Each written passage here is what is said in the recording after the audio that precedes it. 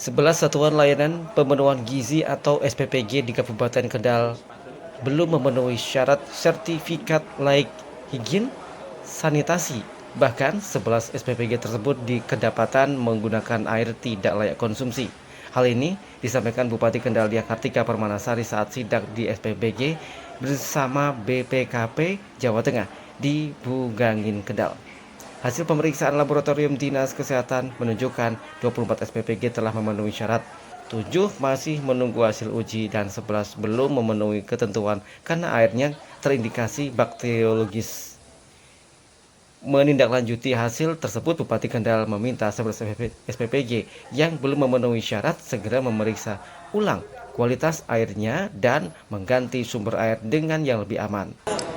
Dari 42 itu yang 24 itu memenuhi syarat, kemudian yang 11 itu belum memenuhi syarat untuk pemeriksaan bakteriologisnya.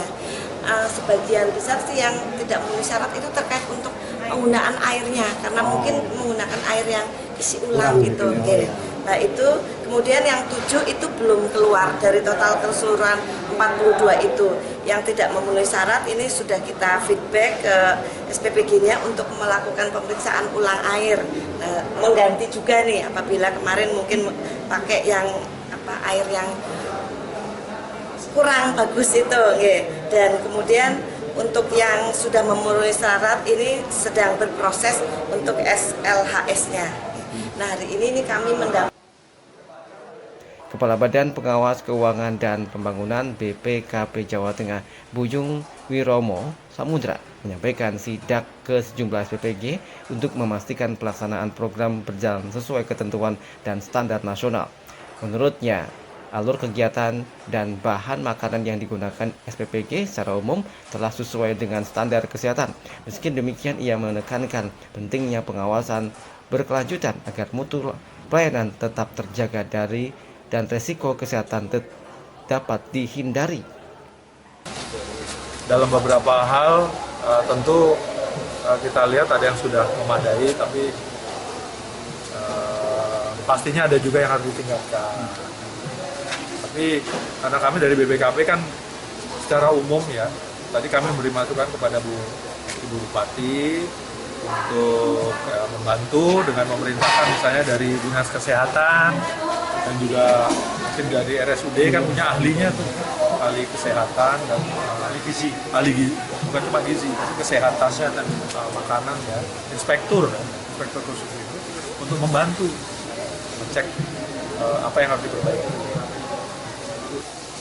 Secara umum, sementara pengelola SPPG Bugangin Dida mengatakan untuk satu hari memasak hampir 4 kintal beras dengan menu tiap harinya berganti-ganti, sedangkan jangkauan penerima manfaat ada 3.100